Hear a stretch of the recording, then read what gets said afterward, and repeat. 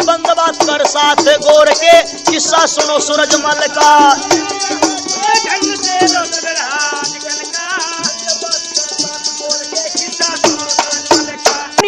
सूते काल में मर गई थी, याना बच्चा एक छोड़ के खुद पर लोक डिगर गई थी। इकलौते बेटे न माता बिन माता का कर गई थी, यानी उम्र में ज्वार सिंह की सारी बोर बिखर गई थी। उम्र में ज्वार सिंह की सारी बोर बिखर गई थी। भाई पेड़ नहीं तो फिर बता दो कहाँ निशान, फूल फल का बंदोबस्त कर साथ गोर के, किस्सा सुनो सूरजमल का।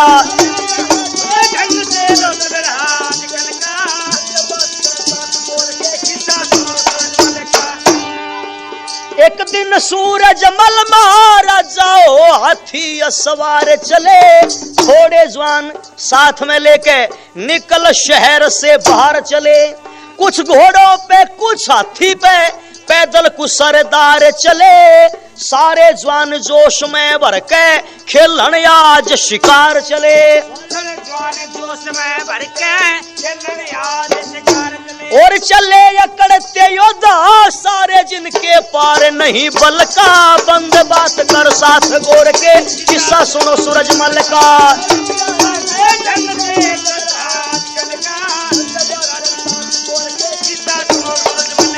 एक झीड़े में बढ़ के सबने एक शेर को मार दिया, कुछ भी कर न पाया ना केहरी घाट मौत के तार दिया। राजा ने प्रसन्न हो कितनों को धन माल अपार दिया, चल दिए घर को शेर के शव को एक हाथी पे डाल दिया। भाई खेमचंद गए बिचल रास्ता पकड़ा होटल, पलवल का बंदोबस्त कर साथ गोर के, किस्सा सुनो सूरजमल का।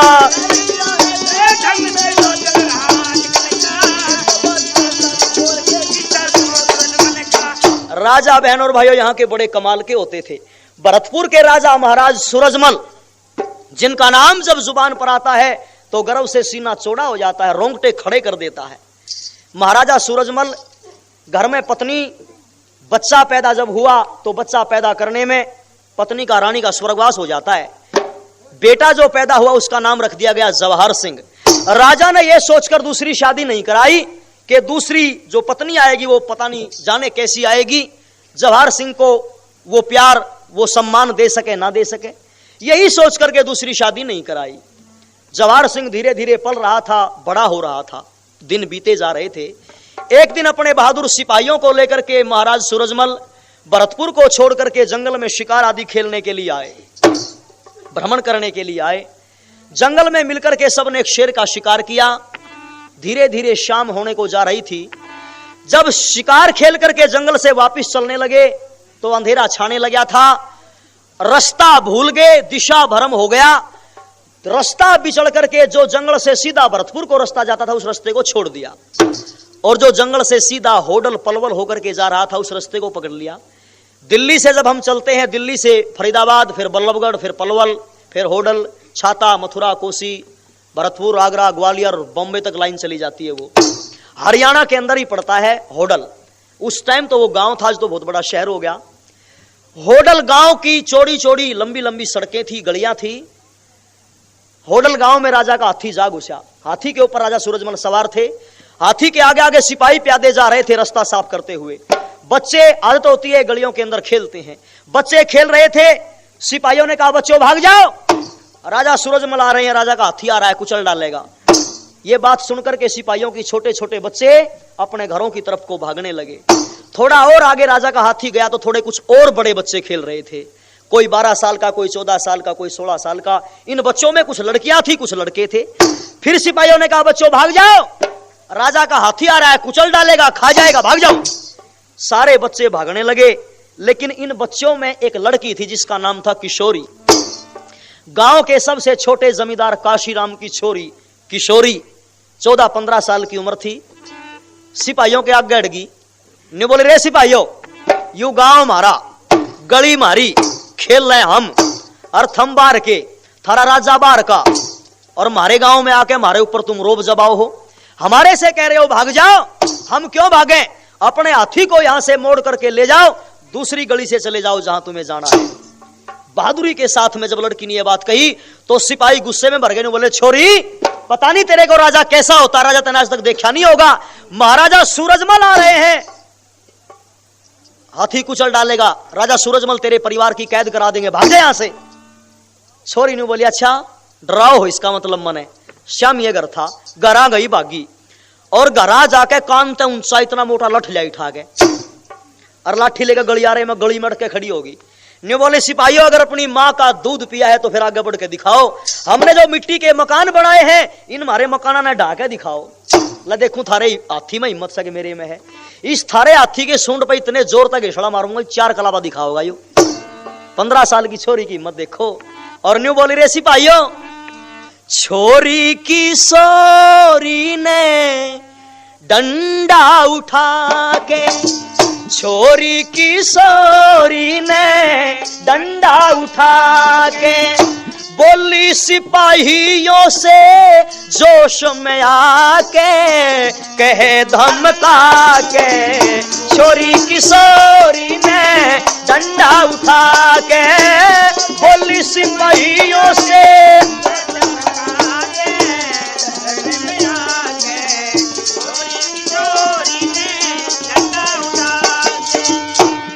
नहीं जानू कौन है राजा, खेल रही खेल में क्या किसी का मुलाजा। मैं नहीं जानू कौन है राजा, खेल रही खेल में क्या किसी का मुलाजा। और ऐसा तकाजा करियो, ऐसा तकाजा करियो, घरा अपने जाके, कहे धमका के, छोरी किशोरी ने डंडा उठा के, बोली सिपाहियों से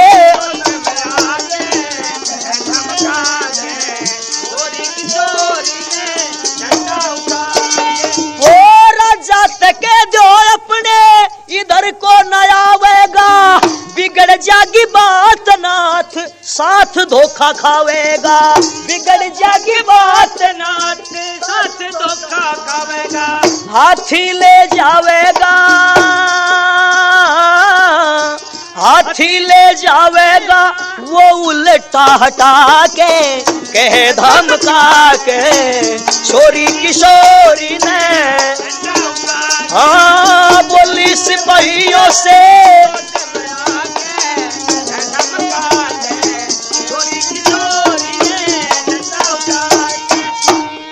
और बिगड़े जो खेल गेल जान अपनी झोंक दूं, राजा क्या भगवान को भी आने से रोक दूं, भगवान को भी आने से रोक दूं, ठोक दूं जमीन में, ठोक दूं जमीन में, चाहे देखो आजमा के, कहे धमका के, छोरी किशोरी ने डंडा उठा के, बोली सिपाहियों से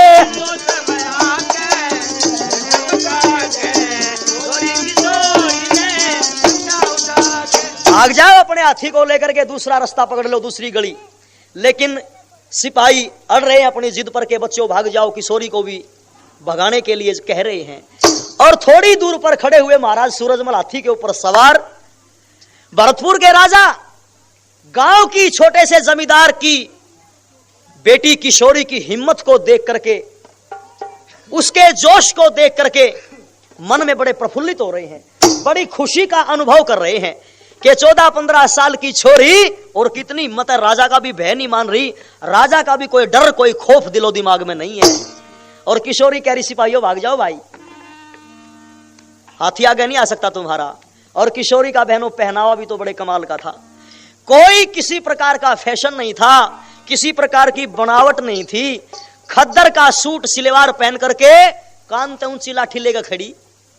कैसा फैशन था, कैसे कपड़े थे, रेशमी सिलवार न कुर्ता जाली का, ये नहीं था तो क्या था, था केसरिया बाना हो डलवाड़ी का, रेशमी सिलवार न कुर्ता जाली का। केसरिया बाना हो डलवाड़ी का, रेशमी सिलवार न कुर्ता जाली का, केसरिया बाना हो डलवाड़ी का। था जिसका नाम किशोरी रंग की थी गोरी गोरी, था जिसका नाम किशोरी रंग की थी गोरी गोरी, रखती हर वक्त लठोरी और काशीराम की छोरी घर कंगाली का। था केसरिया था केसरिया था केसरिया बाना हो डलवाड़ी का।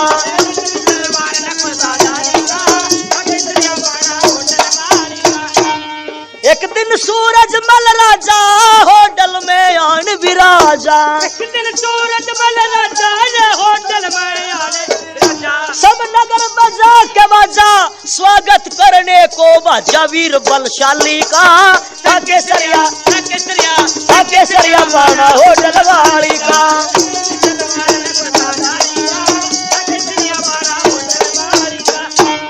चरित्र बदनाम नहीं था, दुराचार का नाम नहीं था, चरित्र बदनाम नहीं था, दुराचार का नाम नहीं था, अनुचित प्रोग्राम नहीं था, कान्ना में काम नहीं था बूंदे वाली का। था केसरिया बाना हो डलवाड़ी का।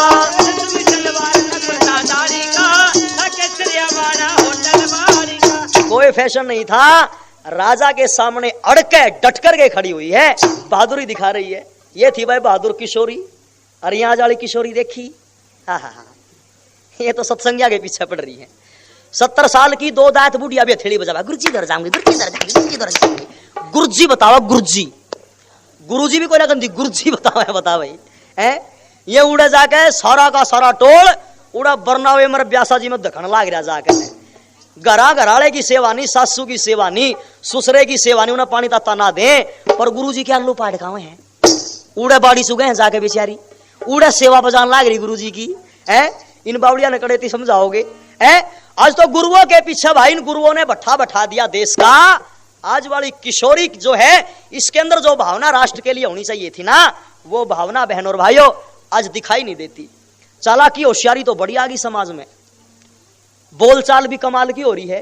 हमारे एरिया की तो भाषा करनाल पानीपत की तो अलग है, रोहतक की अलग। वैसे तो हरियाणा में जितने जिले हैं सबकी भाषा अलग अलग है। शब्द तो चाहे वे हो, पर जो झटका दे है ना बोलन में, वो हर जिले का, हर तहसील का अलग अलग है। हमारे इधर की भाषा अलग, और जब जींद जिले की जाकर सुनोगे उनका न्यारा प्रोग्राम है। उनकी बंगरू बोली, नरवाने की, उचाने की बोली सुनकर देखो, कमाल बोली। एक रोहतक का ड्राइवर कंडक्टर बस लेकर जा रहे नरवाने के, नरवाने तो उल्टी आवे थी रोहतक। नरवाने के जींद के बीच में एक शहर पड़ा छोटा हा उचाना। तो नरवाने अड्डे पे बस खड़ी और रोहतक वाला कंडक्टर वो कह रहा भाई जींद की सवारी आ जाओ, जींद की सवारी, रोहतक की सवारी आ जाओ। एक बुढ़िया आई उस इलाके की, बांगर की, और वह रोहतक वाले कंडक्टर ने पूछे तो न्यू थी, अग भैया तेरी बस उचाने रुकेगी के? क्योंकि नरवाने से जींद के बीच में उचाना पड़ा शहर। बात तो यह थी भाई तेरी बस कंडक्टर साहब उचाने रुकेगी के, पर इसे बात ना बांगरू भाषा में अपनी बोली में कहो है। और उस कंडक्टर के ला के कंधे का हाथ बुढ़िया ने बोली अरे भाई कैलेंडर। कंडक्टर ने कैलेंडर बतावे, डॉक्टर ने डकदार के ने बोली अरे भाई कैलेंडर, या तेरी बस चाने ने जाएगी के? उचाने ने चाना बताने लाग रही, तेरी बस चाने ने जाएगी के? और कंडक्टर ने बुढ़िया की बोली ध्यान से सुनी, हंसन लाग गया। ऐसा नहीं बोला ताई चाने वाली में धार का डगरो तगाली बैठ ले, बोली में सुधार हो जाएगा तेरी में है। चाने वाली में केलेगी नहीं, बैठ ले सुधार हो जाएगा। बड़े कमाल की बोली है। जिंद हो रहे गांव में कंडेला, उस गांव में हम प्रचार कर रहे, अंधा ढोलकिया मरे गलिया, और रात ने हमने प्रचार कराया, भजन गाए, तड़के बार घूमन जावे।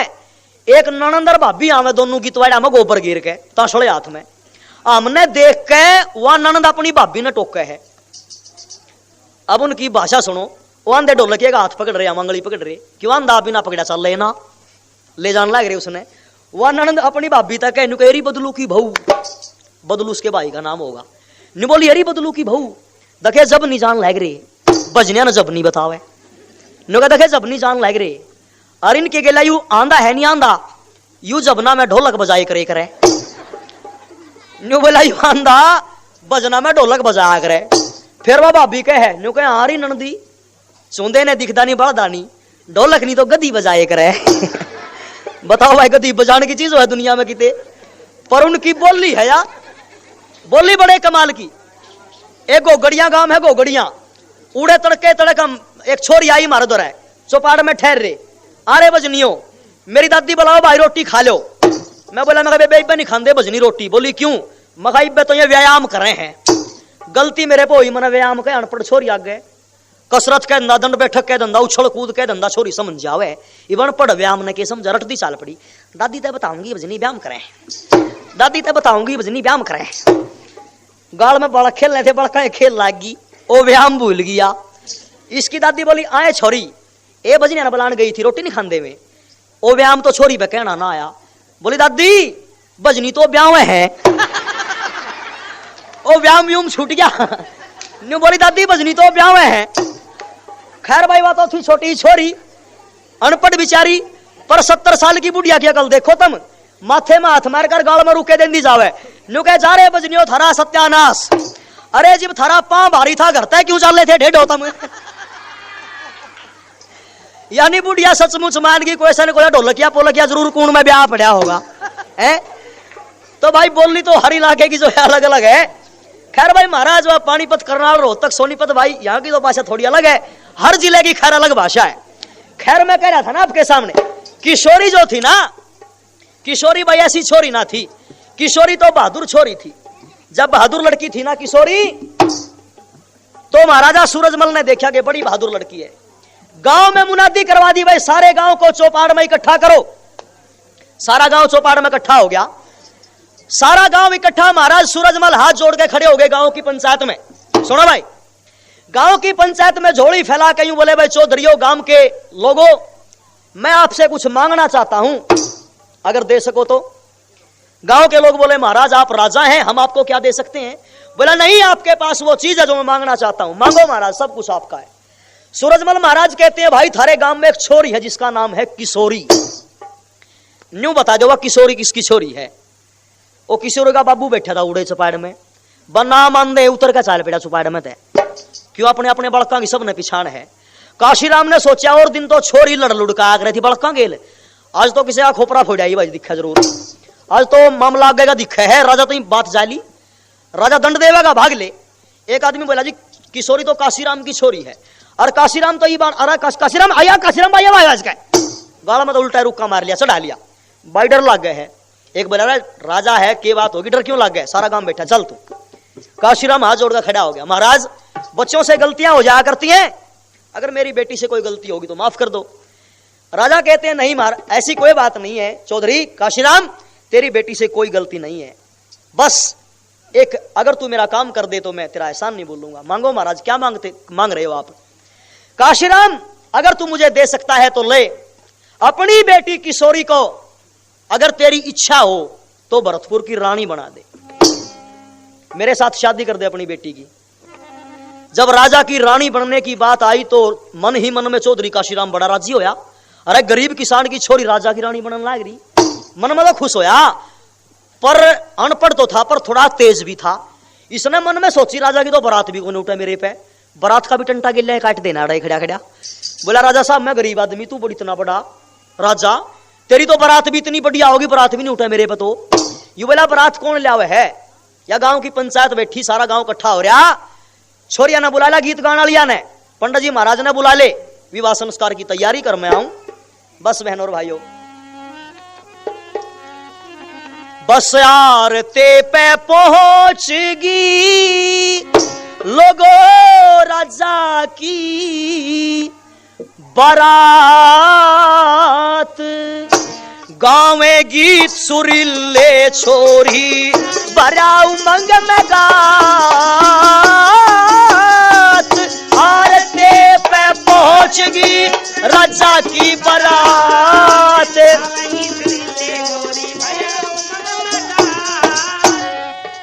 आगी छोरी सिंगर सिंगर के गाँव में गीत उमंग में भर के, आगी छोरी सिंगर सिंगर में गीत उमंग में भर के, और करके प्यार करे आपस में मीठी मीठी बात, गाँव में गीत सुरीले छोरी ओ आरती पे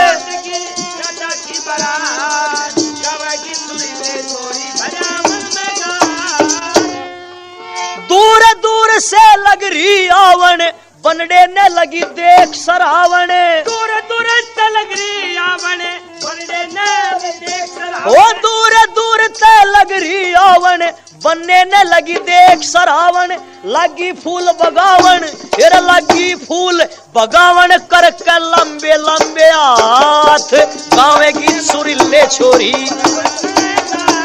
ओ आरते पे पहुंचगी राजा की बारात। गावेगी सुरीले छोरी भया मन बैठा।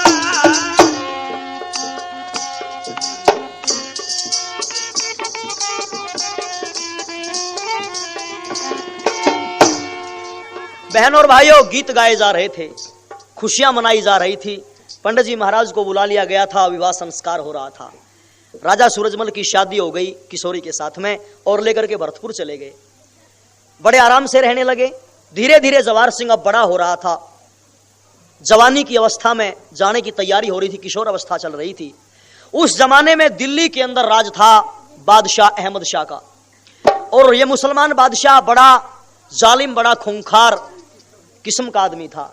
हिंदुओं के ऊपर बड़े जुल्म, बड़े अत्याचार दिल्ली के अंदर हो रहे थे। लोग शिकायत लेकर के राजा सूरजमल के पास आ रहे थे, महाराज दिल्ली में बड़े अत्याचार हो रहे हैं, हिंदुओं के ऊपर रक्षा करो रक्षा करो। जवाहर सिंह भी बार बार कहता था, पिताजी दिल्ली के ऊपर हमला करो, दिल्ली के अंदर बड़े जुल्म कर रहा है अहमद शाह लोगों के ऊपर। लेकिन महाराज सूरजमल जैसे बहादुर थे वैसे नीतिज भी थे, नीति को जानने वाले थे। कहा बेटा अभी समय नहीं आया, जब समय आएगा तो निश्चित रूप से दिल्ली के ऊपर हमला किया जाएगा। इसी बात को लेकर के बाप और बेटे में कई बार अनबन भी हो जाया करती थी। जवाहर सिंह कहता था हमला करो, लेकिन वो इनकार कर देते थे। बहनों और भाइयों, एक ब्राह्मण की लड़की थी चंदन कौर, जिसको मुसलमानों ने जबरदस्ती मुसलमानों के साथ में शादी उसकी करनी चाहिए, निकाह करना चाहा। तो मजबूरी की हालत में लड़की जो है तेल छिड़क करके अपने प्राणों की आहुति दे दी, जल करके मर गई वो, अपना धर्म और चरित्र बचाने के लिए। यह शिकायत भी राजा सूरजमल के पास पहुंची, लेकिन तब भी चुप्पी साध गए राजा। सोच रहे हैं अगर मैं अहमद शाह सुधर जाए तो अच्छी बात है। एक दिन का जिक्र था, दिल्ली के अंदर दरबार लगा हुआ था अहमद शाह बादशाह का, और दरबार में एक चर्चा चल रही थी। दरबार में अहमद शाह यूं कह रहा था, दुनिया के लोगों, दरबार के लोगों, मेरे जैसा बहादुर राजा आज संसार में दूसरा कोई नहीं है। क्यों? क्योंकि आज देश में कोई भी रियासत ऐसी नहीं जो रियासत मुझे कर ना देती हो, टैक्स खिराज ना देती हो।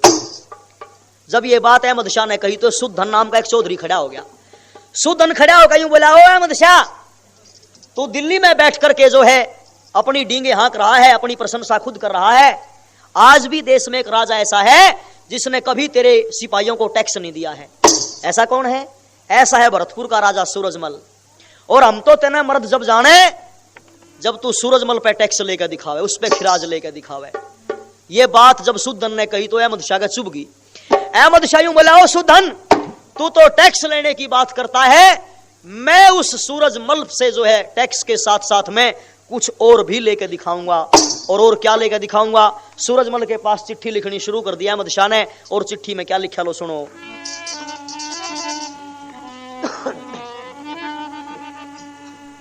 भाई अहमद शाह चिट्ठी लिखता सूरजमल के पास में, और बात सच्ची मान मेरी, करता ना बकवास में। अहमद शाह चिट्ठी लिखता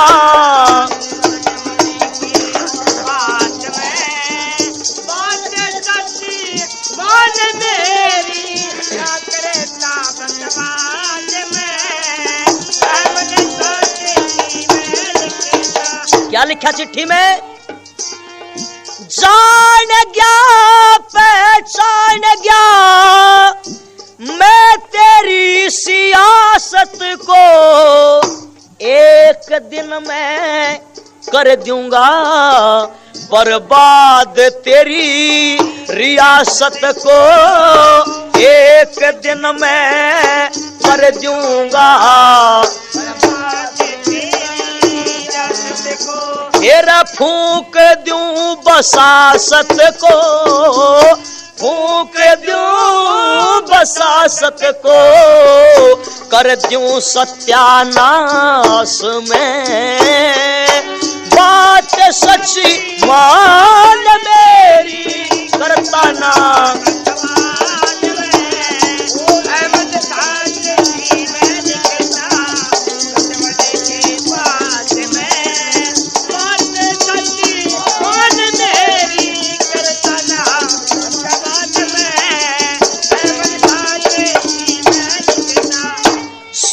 चले विचार ले, सोच ले विचार ले।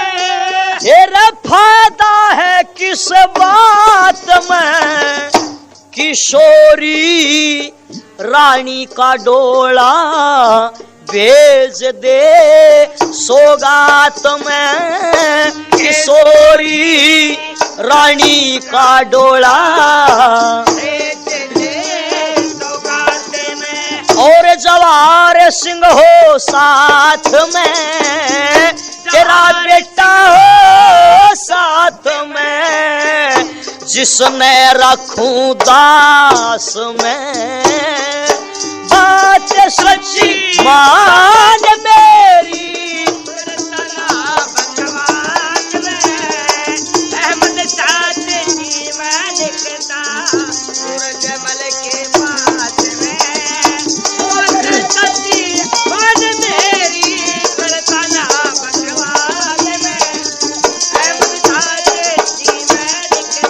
और क्या लिख दिया चिट्ठी में,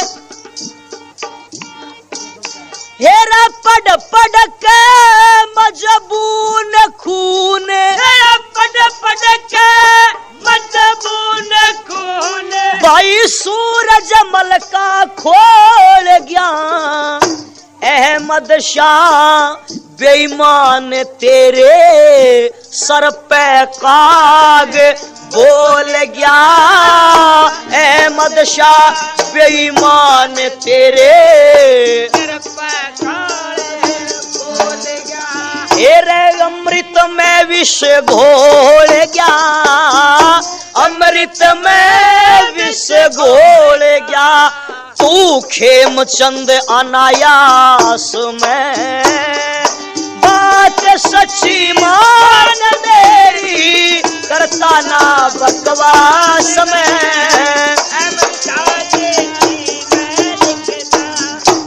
चिट्ठी में लिख दी सारी बात। ओ भरतपुर के राजा सूरजमल, अगर तू अपनी जिंदगी की खैर चाहता है, जान की सलामती चाहता है, तो किशोरी रानी का डोला भेज दे। वो मेरे महलों में आकर के मेरी सेवा किया करेगी और अपने बेटे जवार सिंह को दास, मेरा नौकर, मेरा सेवक बना करके भेज दे। वो मेरे पैर दबाया करेगा, मेरी खातिर तवज्जो किया करेगा। ये बातें जब चिट्ठी के अंदर लिखी, चिट्ठी अलकारे को दी और अलकारा इस चिट्ठी को लेकर के जब भरतपुर के अंदर पहुंचा, राजा का दरबार लगा हुआ था, बहनों और भाइयों लगा हुआ था। भरे दरबार के बीच में चिट्ठी को पेश किया गया। चिट्ठी के मजमून पर ज्यों ज्यों राजा की निगाह पड़ रही थी, शरीर की रंगत बदल रही थी, रोंगटे खड़े हो रहे थे, होठों के अंदर कंपन पैदा हो रही थी, भुजाएं फड़क रही थी राजा वाले। क्यों? क्योंकि आज पानी सर से होकर के गुजरने लगा है। आज अहमद शाह बादशाह मेरी प्यारी किशोरी रानी का डोला मांगता है, मेरे बेटे जवार सिंह को नौकर सेवक बनाना चाहता है। इसलिए आज उस जालिम को पाठ पढ़ाना है। पहले ही वो बड़े जुल्म, बड़े अत्याचार कर चुका है, अब सबका हिसाब चुकता करने का समय आ गया। बहनों और भाइयों, सरदार मान सिंह ने फौज को सजवाया। महाराजा सूरजमल अपनी फौजों को लेकर के दिल्ली के अंदर पहुंच जाते हैं और लड़ाई के लिए जो है अहमद शाह बादशाह को ललकारते हैं। थोड़ा सा दान आया है, वो जरा आप सुनिएगा। शाह बादशाह को लड़ाई के लिए ललकार दिया। और बहनों और भाइयों, क्या होता है लो सुनो। बस आकर दिल्ली के जंगल में शेर बबर गुर्राए हैं, अहमद शाह को पता लगा यहाँ सूरजमल चढ़ आए हैं।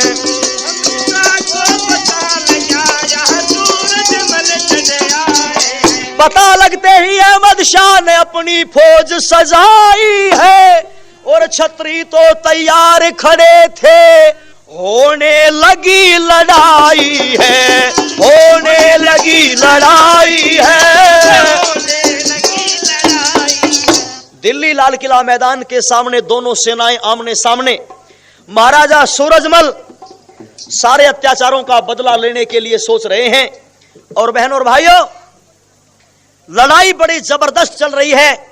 हाथी के ऊपर सवार महाराज सूरजमल, दोनों हाथों के अंदर तलवारें हैं। लड़ाई के मैदान में जिस तरफ भी निकल जाते हैं दुश्मन के छक्के छुड़ाते हुए जा रहे हैं। मैदान के मैदान साफ हो रहे हैं।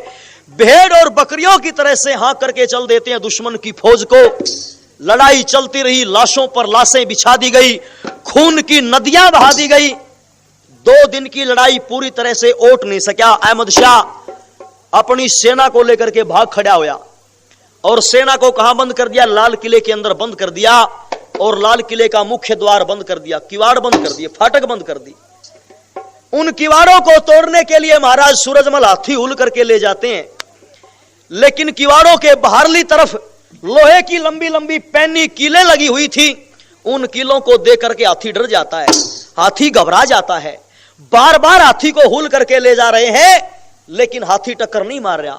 किशोरी इशारा करती है, महाराज किवाड़ तोड़ो, फाटक तोड़ो, किले को फतेह करो और दुश्मन को सबक सिखाओ। लेकिन सूरजमल कह रहे हैं, किशोरी बार बार कोशिश कर रहे हैं, हाथी हुल करके ले जा रहे हैं, लेकिन इन पैनी कीलों को देख करके हाथी डर जाता है। बहनों और भाइयों, सेना ने पड़ाव डाल दिए मजबूरी की हालत में। दिल्ली लाल किला मैदान के आसपास यमुना के किनारे फौज ने पड़ाव डाल दिया। आज नहीं तो कल, कल नहीं तो परसों फाटक खोलेगा, किवाड़ खुलेंगे और अहमद शाह को पाठ पढ़ाया जाएगा। और उधर अहमद शाह ने अपने खुफिया सिपाही छोड़ दिए कि कोई भी जो सूरजमल को मार करके दिखाएगा धोखे से, कैसे भी मारे, उसको बड़ा भारी इनाम दिया जाएगा। खुफिया सिपाही चारों तरफ घूम रहे थे। इस भारत की तकदीर को फूटना था। शाम का समय था। महाराज सूरजमल और किशोरी दोनों अलग अलग घोड़ों पर बैठ करके यमुना के किनारे रेती में सैर करते हुए जा रहे थे। अहमद शाह के खुफिया सिपाही 5-7 बैठे थे झाड़ियों की ओट में। एक ने कहा, भाई सूरजमल तो ये जा रहा है। दूसरे ने कहा, हाँ सूरजमल ऐसे थोड़ा जावे, 10-20 सिपाही तो साथ जरूर होते राजा के। बोले इतना बहादुर है, अकेला ही घूमता है, यही सूरजमल है। इसने कहा, जब यही सूरजमल है तो इंतजार किस बात की है, मारो इसको। बहनों और भाइयों, 5-6 सिपाही खड़े हुए। राजा की पीठ, राजा की कमर इन सिपाहियों की तरफ थी। एक साथ लाइन में खड़े होकर के सारे के सारे उन सिपाहियों ने तीर छोड़ डाले और वो तीर जो है जाकर के महाराज सूरजमल की कमर में जा घुस गए।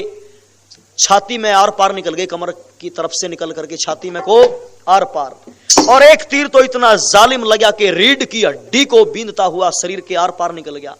भीष्म पितामह जैसी हालत होगी सूरजमल की। महाराज सूरजमल करहा करके नीचे गिर पड़े घोड़े से। किशोरी ने पीछे मुड़ करके निगाह डाल करके देखा तो सूरजमल महाराज तो नीचे पड़े हुए हैं घोड़े से। सामने देखा तो 5-7 सिपाही भागे जा रहे हैं। किशोरी ने भी अपना तीर कमान उठाया, प्रतंचा पर तीर चढ़ाया और उन 5-6 सिपाहियों को मौत के घाट उतार दिया, मार दिया उनको। और महाराज सूरजमल को किसी तरह घोड़े के ऊपर डाल करके कैंप में, तंबुओं में ले आई। जब तंबुओं में ले आई तो सारी की सारी फौज का जमघट महाराज सूरजमल के चारों तरफ लगा हुआ है। सब सोच रहे हैं ये अचानक हो गया तो क्या हो गया। महाराज सूरजमल कभी होश में आते हैं, कभी बेहोश हो जाते हैं, कभी फिर होश आता है तो कभी फिर बेहोश। आंखों से धुंधला धुंधला सा दिखाई दे रहा है। सारे के सारे लोग आंखों में आंसू लेकर के महाराज की हालत को देख करके चिंतित हैं। बहनों और भाइयों, जब होश आया तो राजा सूरजमल यूं कहने लगे किशोरी की तरफ देख करके, ओ किशोरी, आज तेरी आंखों के अंदर जो मैं आंसू देख रहा हूं, ये आंसू देख करके मुझे यकीन नहीं हो रहा। अरे मैंने तो उस किशोरी के साथ में शादी करी थी जो होडल गांव के गलियारे में मेरे हाथी के सामने डंडा लेके अड़के खड़ी हो गई थी, और आज उसी किशोरी की आंखों में आंसू, ये पानी देख करके मुझे यकीन नहीं हो रहा। ये आंसुओं को पोंछ डाल। यूं बोली, क्या करूं महाराज, ये तो लड़ाई का माहौल ही बदल गया। चिंता मत कर किशोरी, एक काम कर दे तू। क्या? एरा महारानी भरतपुर चली जा तू महारानी, महारानी भरतपुर चली जाइए महारानी,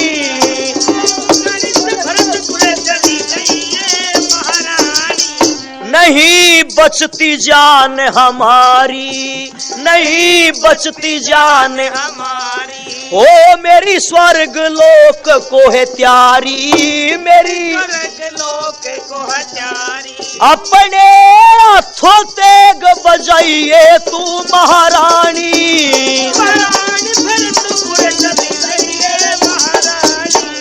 कह राजा हंसते हंसते, कह राजा हंसते, ओ सब ले लो मेरी नमस्ते, हाँ सब ले लो मेरी नमस्ते, ओ जा भरतपुर में जाइए तू महारानी,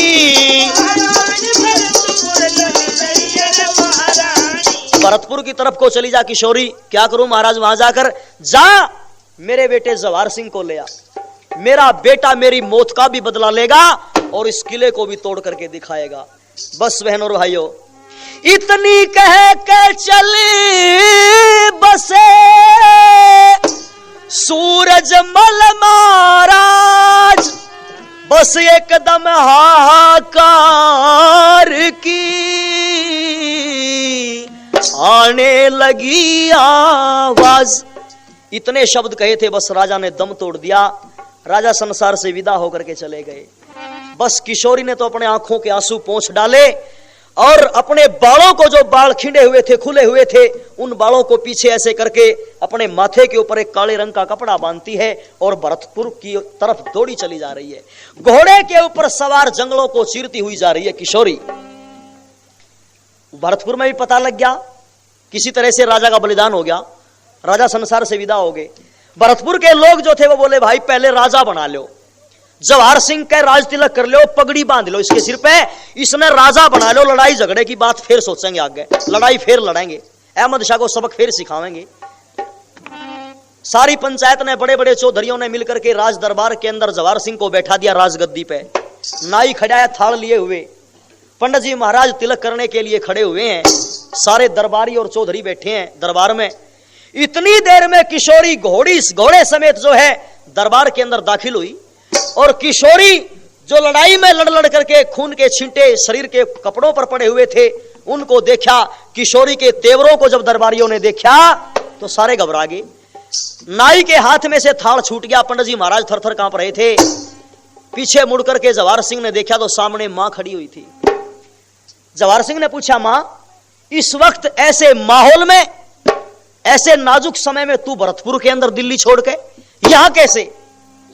लेकिन जब पगड़ी को सर पे बंधे हुए देखा तो किशोरी की आंखों के अंदर एक तरह से खून उतर आया बहनों और भाइयों, और शेरनी की तरह दहाड़ कर गुर्रा कर यूं बोली, रे जवान इसी दिन की इंतजार में था, कब तेरा बाप मरे और कब यह पगड़ी तेरे सर पे बंधे। क्या इसी दिन के लिए अपने बाप से लड़ता था? क्या इसी दिन के लिए दिल्ली के ऊपर हमला करवाना चाहता था कि तेरे पिता की मौत हो जाए और राज तुझे मिल जाए? जवाहर सिंह कहता, नहीं मां ऐसी कोई बात नहीं है। अरे नालायक, ऐसी बात नहीं है तो फिर क्या है ये क्या है? राज तिलक क्या है? ये पगड़ी उधर दिल्ली की ठोकरों में तेरे पिता की लाश सड़ रही है और तू भरतपुर के अंदर पगड़ी बांधने में लगा हुआ है। मेरे बेटा, आज इस देश की पगड़ी, आज भरतपुर की इज्जत, आज भरतपुर के खानदान की पगड़ी दिल्ली के अंदर मुसलमानों की ठोकरों में पड़ी हुई है और तू सर के ऊपर ये कपड़े की पगड़ी बांध रहा। अरे चुल्लू भर पानी लेकर डूबकर क्यों नहीं मर जाता? क्यों अपने बाप के और अपने खानदान के नाम को कलंकित करने में लगा हुआ है? अगर सूरजमल का खून तेरी रगों के अंदर बहता है, अगर क्षत्रिय परिवार में तेरा जन्म हुआ है और तू भरतपुर की धरती का बेटा है और तू भारत मां का लाल है बेटा, तो जाकर के जा अपने पिता की लाश को संभाल और भरतपुर की पगड़ी जो दिल्ली की ठोकरों में है, उस पगड़ी को उठा, उसने अपने सर पे बांध, अपने बाप की मौत का बदला ले, लाल किले को तोड़, दिल्ली को फतेह करके दिखा, तब मैं समझूंगी तू सूरजमल का लाल है।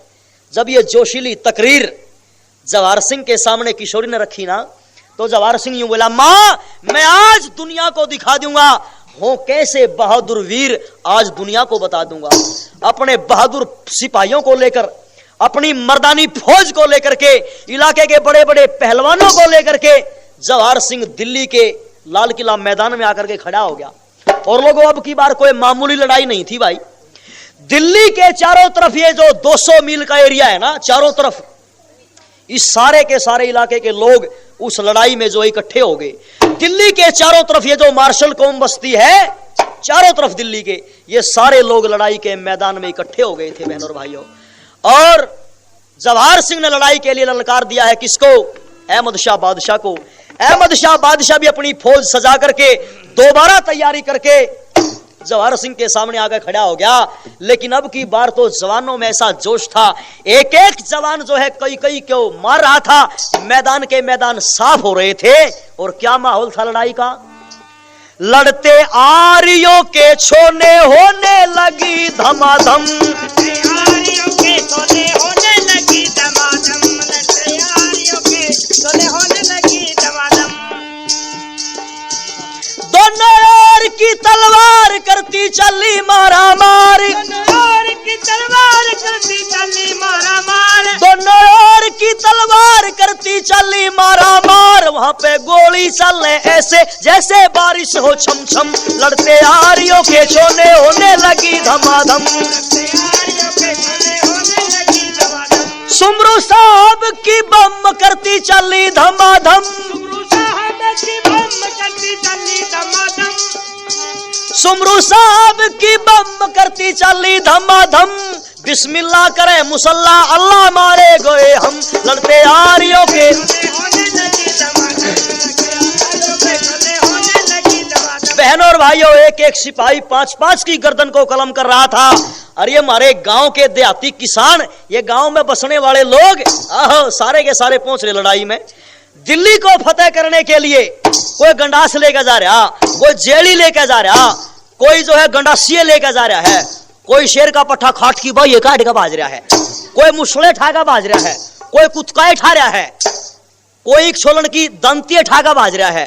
और बाजा बाजा बुड़कम बुड़काए हो रहा है। और बाजा बाजा उनकी टांग पकड़ा घुमा कर उन क्या कहे मारन लाग रहा। बड़े कमाल का माहौल था लड़ाई का बहन और भाइयों। उस लड़ाई में ऐसा करिश्मा दिखाया बहादुर फौजों ने कि 2 दिन की लड़ाई फिर पूरी तरह से अहमद शाह उठ नहीं सका।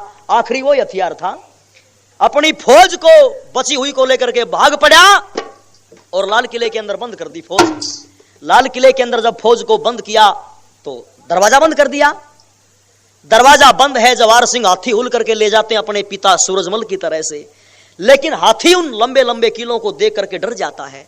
किशोरी कहती है, बेटा जवाहर, इसी मौके पर तेरे बाप ने भी गलती करी थी और इसी मौके पर तू गलती कर रहा है। किसी भी तरीके से फाटक को तोड़, इस किले को तोड़, वरना इतिहास तुम्हें कभी माफ नहीं करेगा। बेटा, किला टूटना चाहिए, आज टूटना चाहिए, अभी टूटना चाहिए। लेकिन बहनों और भाइयों, वहां तो माहौल कुछ और था। टूट नहीं रहा था किला जो है। इतने में एक नौजवान की जवानी ने अंगड़ाई ली और उस जवान का नाम था बलराम। बलराम आकर के कहता है, बेटा जवाहर, क्या कहता, किला नहीं टूटता? किला टूटेगा, आज टूटेगा, अभी टूटेगा। किला बेटा कुर्बानी चाहता है, किला ये किवाड़ खून चाहते हैं, इनको प्यास लगी हुई है, खून पीना चाहते हैं। और जब तक इन किवाड़ों को खून नहीं मिलेगा तब तक ये किवाड़ टूटेंगे नहीं। मेरे बेटा, जा अपने हाथी को हुल करके ले जा, ये तेरे हाथी इन किलों को देख करके डर रहे हैं। ले, इसका इलाज मेरे पास है। 32 साल की उम्र छोरे की बलराम की, उन किला के अपनी छाती लगा खड़ा हो गया। ने बोला, बेटा जवाहर, इन किलों को तो लगा ली मैंने अपनी छाती, जिनसे तेरे ये डरे हैं हाथी।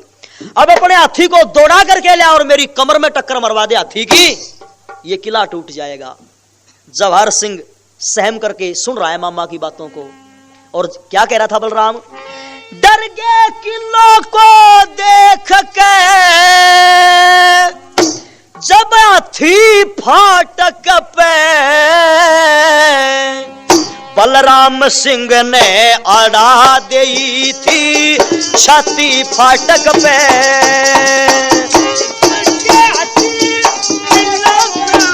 हाथी फाटक पे बलराम सिंह ने, बलराम सिंह ने छाती अड़ा बोलिया सरदार, हाथी की मेरी कमर में टक्कर मारे, हाथी की मेरी कमर में टक्कर मारे। तैयार खड़ी है लड़ने को तेरी जाति फाटक पे, केसरिया की मार रहे सब जाति फाटक पे। डर के किलों को देखते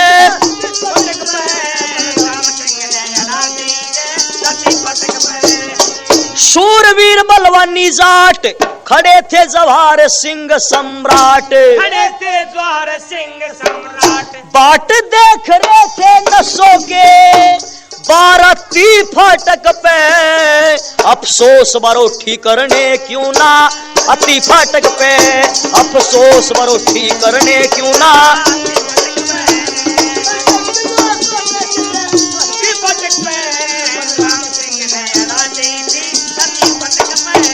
बहनों और भाइयों लड़ रहे थे के नाम एकदम से जोश आया हुआ था सारे के सारे नौजवानों में, और जवाहर सिंह सोच रहा है क्या करूं, इस मौके पर क्या करना चाहिए। मामा को मार दूं, इस मामा को जिसने मुझे गोद खिलाया है, ये मामा जिसने मुझे उंगली पकड़ करके चलना सिखाया है, इस मामा को कैसे मार दूं मैं, इसका खून मैं कैसे बहा सकता हूं। मामा ये काम मैं नहीं कर सकता, तेरे को मैं नहीं मार सकता। इसने कहा बेटा जवाहर ये काम तो करना ही पड़ेगा, अगर ये काम तैने नहीं किया तो फाटक ये किला नहीं टूट पाएगा, इसलिए मेरी चिंता मत कर बेटा, तू जल्दी से अपने हाथी को हुल करके ले आ और टक्कर मरवा दे। एहर मत ना करिए वार भाणजे, तू तो बढ़ा दे अपने हाथी को, साइन बोर्ड दे रे बना लाडले आज हमारी छाती को, बना लाडले आज हमारी छाती को।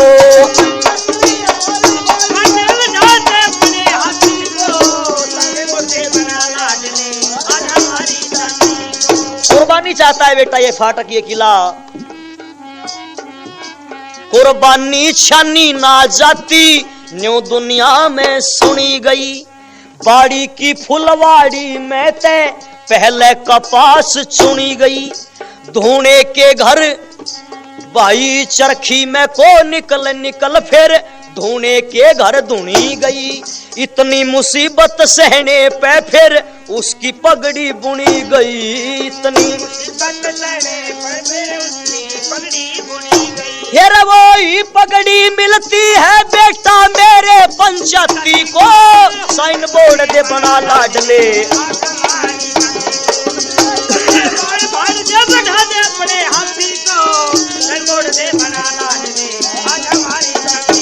जो दाने मिट्टी में मिलते गलते हैं वही फलते हैं, जो कलर में पड़े रहे उनको नित लोग मसलते हैं, जिस लकड़ी पे रात दिना बढ़ई के कुल्हाड़े चलते हैं, उस लकड़ी से एक रोज शाहों के तख्त निकलते हैं, उस लकड़ी से एक रोज शाहों के तख्त निकलते हैं।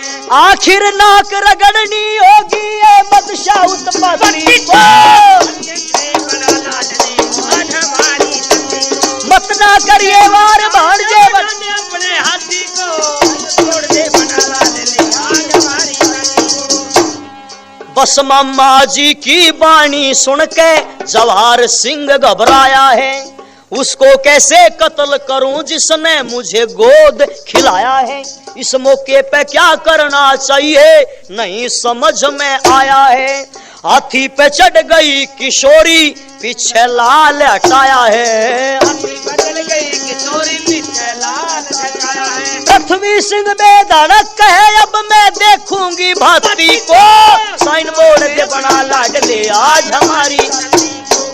बहनों और भाइयों जब बेटे को दिलगिर देखा, जब बेटा किवाड़ों को नहीं तोड़ रहा था तो किशोरी रानी पीछे से चल करके आई अपने घोड़े से नीचे उतर करके और आकर कहती है बेटा जवाहर क्यों अर्जुन की तरह से मोह के अंदर फंस गया है, याद कर अर्जुन का मोह तोड़ने के लिए श्री कृष्ण महाराज ने उपदेश दिया था, आज बेटा मैं भी तुझे उपदेश दे रही हूं।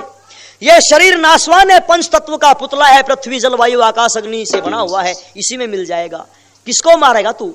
बलराम को तू नहीं मारेगा, तू केवल इसके इस शरीर को मारेगा। इसके अंदर जो चेतन तत्व है आत्मा, वो आत्मा कभी नहीं मरता है बेटा, वो तो अजर अमर सत्ता है।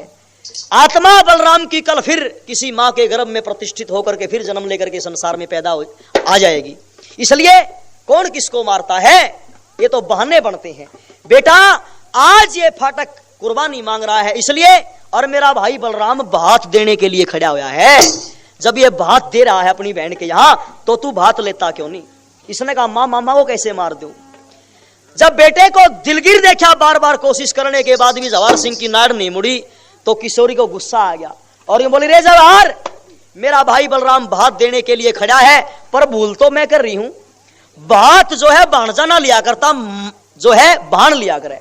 हट जा परे, मैं अपने भाई बलराम की कुर्बानी खुद ले लूंगी। और बहन और भाइयों, जवाहर सिंह को परे हटा दिया किशोरी ने, और एकदम से उछल करके हाथी के ऊपर चढ़ गई। हाथी को बहुत दूर लेगी और बहुत दूर ले जाकर के आवाज लगाती है, मेरे भैया बलराम कुर्बानी देने के लिए तैयार है? कि हाँ बहना, मैं कुर्बानी देने के लिए तैयार हूं। तो फिर तैयार हो जा। और बहन और भाइयों, खड़ी होगी किशोरी हाथी के ऊपर। हाथी के ऊपर खड़ी होकर हाथ में जो है भाला उठाया और पूरी ताकत के साथ में वो भाला हाथी की कमर में घुसेड़ दिया। हाथी ने चिंगाड़ मारी एकदम से, और चिंगाड़ मार करके दौड़ पड़ता है। क्या होता है, लोगो वीर किशोरी रानी ने हाथी के अंकुश मार दिया, यानी अपने भाई बलराम वीर को मौत के घाट उतार दिया।